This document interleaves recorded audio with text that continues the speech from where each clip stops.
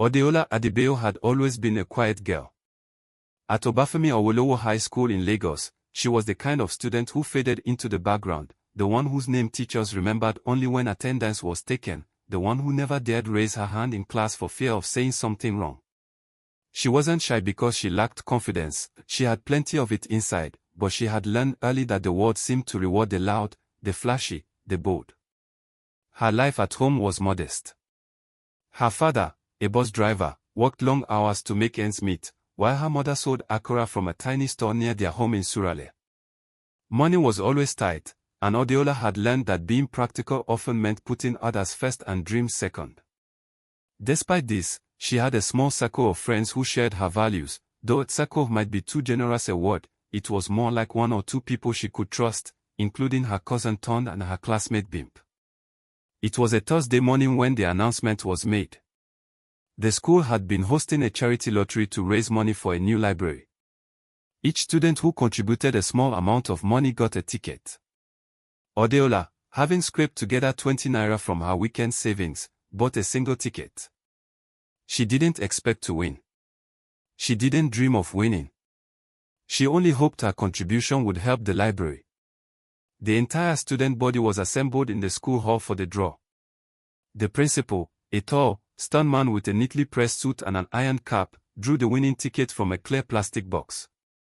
Adeola's heart thumped faintly in her chest when the announcer shouted, "Ticket number 1429. Adeola's ticket had that number. The hall erupted in applause. Some students clapped with genuine happiness, others with envy. Adeola walked nervously to the front to claim her prize, a sum of 50,000 naira. To her, it was a fortune, enough to pay her school fees for the term and perhaps buy her family something nice.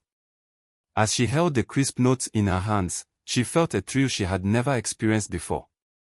For the first time, she was the center of attention. Girls whispered behind her back, boys glanced her way with a mixture of curiosity and admiration. But happiness was complicated. The first change came immediately after school. Adeola walked home along the busy streets of Surale, dodging street hawkers and car horns, when she noticed something new, people treating her differently. Some students she barely knew waved and smiled as if she were a celebrity. Her former friends, the ones who had shared lunch and stories, seemed a little distant, unsure how to react to her sudden windfall. Even Bimp, who had always been her closest companion, grew strangely reserved. "Congratulations," she said one afternoon, brushing her hair back nervously. "I'm really happy for you, Adeola." Adeola nodded, unsure whether to trust the sincerity in Bimp's voice. Then came the attention from the boys. Lagosian high school boys were already a curious breed, but now they were openly flirting with Adeola. She found herself walking past groups who called her name, who made exaggerated compliments, and who subtly hinted at spending time together after school. She didn't know how to react. It was flattering, yes, but also overwhelming. Her heart, however, remained guarded. Adeola had never been interested in casual attention. She wanted friendship, honesty, love that mattered, not admiration bought by money. The following week, the school announced a talent show with a cash prize. Suddenly, Adeola found herself bombarded with invitations: "Perform with me, be on my team, let's partner up." Many students assumed she could buy her way into victory or at least lend some of her prize money to their projects. She realized, with a sinking feeling, that the money was changing people's behavior toward her. Friends became competitors. Enemies pretended to be friendly. The world she had once known, simple, predictable, genuine, was now full of insincere smiles and veiled agendas. One afternoon, while she sat under the shade of a mango tree reading a borrowed book, she overheard two girls whispering nearby. "Did you see Adeola? She thinks she's better than us now," one said. "She's lucky, that's all. She can't buy friendship," the other replied with a laugh. Adeola's chest tightened. Lucky. Was that all it was? And yet, they were right. She felt lonely despite the attention, lonely because no one seemed to care about her, only about what she had.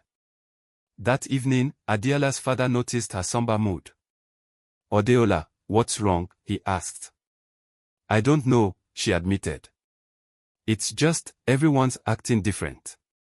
I thought having money would make life easier, but it's making everything complicated. Her father sighed, rubbing his temples. Oh, child, money can help with needs, but it doesn't buy happiness, and it certainly doesn't buy people's hearts. Remember, happiness comes from giving, not getting. His words echoed in her mind. Could it really be that simple? Could helping others restore the joy she felt slipping away? Adeola decided to test her father's advice. The next morning, she noticed a boy sitting alone during break. His uniform was torn, his shoes scuffed, and he looked embarrassed by his one lunchbox.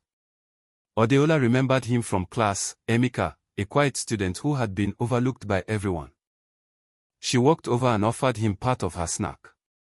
Want some of this? She asked. Emeka looked up, startled. Really? Yes, Adeola smiled. No reason. Just want to sit with you. He nodded, shyly. From that moment, they began to eat together every day, sharing stories, jokes, and sometimes silence. Emeka never mentioned her money.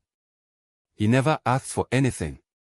For the first time in weeks, Adeola felt a warmth in her chest that had nothing to do with 50,000 naira. Emboldened by this new perspective, Adeola began using her prize money to help others quietly. She paid for a fellow student's bus fare, secretly bought books for those who couldn't afford them, and donated to the library fund she had originally supported. Slowly, the atmosphere around her changed. Not everyone, but some began to treat her with genuine respect, curiosity, and friendship. She realized the joy she felt wasn't in the act of giving money itself but in seeing others smile, in knowing she had made a difference. As the weeks passed, Adeola's popularity shifted again, not the shallow popularity of wealth, but a deeper recognition. Students began approaching her not because she had money, but because she was kind, thoughtful, and willing to listen. And then there was love.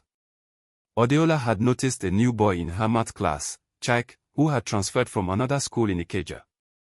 Handsome but humble, intelligent but modest, Chike didn't care about her money either. He asked about her day, her dreams, her worries, and he laughed at her jokes, even the ones she thought weren't funny. Adeola found herself smiling more often, feeling lighter, and daring to imagine a connection that wasn't transactional. One afternoon, Chike asked her to study together for the upcoming exams. As they worked side by side, Adeola realized she was falling in love. And the irony was delicious. The lottery that had caused her so much stress and confusion had ultimately led her to her heart's true desire, though not in the way she had imagined. However, happiness is never a straight path. Some students still envied her, and rumors started circulating, accusations that she was showing off or using her money to manipulate people. Adeola ignored them, focusing on her friendships and her growing love for Chike. The climax came during the school's annual cultural day. Adeola had organized a small charity drive for the library, involving her new circle of friends, including Emeka and Chike. They raised money not from her wealth, but through effort, creativity, and collaboration. Watching students contribute, laugh, and work together, Adeola felt a profound sense of fulfillment. Chike took her hand at the end of the day. "You've done something amazing," he said. "Not because you're rich, but because you care." Adeola squeezed his hand, realizing her father had been right all along. True happiness came from giving, not getting, from love, not admiration, from connection, not money. Months later, Adeola's lottery winnings were mostly spent. She had helped others, paid for her school fees, and contributed to her community. The wealth that had once caused envy and loneliness had transformed into experiences, lessons, and love. She no longer felt pressured to maintain appearances or fear superficial attention. She had discovered that fulfillment wasn't measured in naira or applause, it was measured in moments of genuine connection.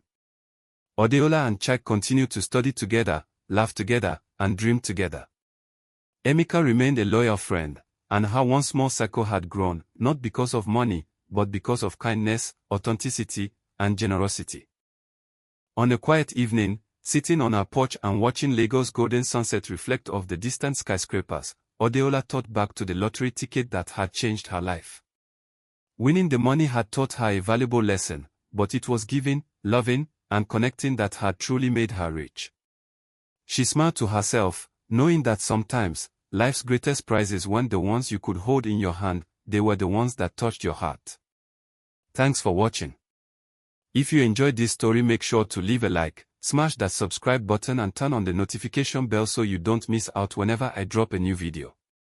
Until next time, my friends.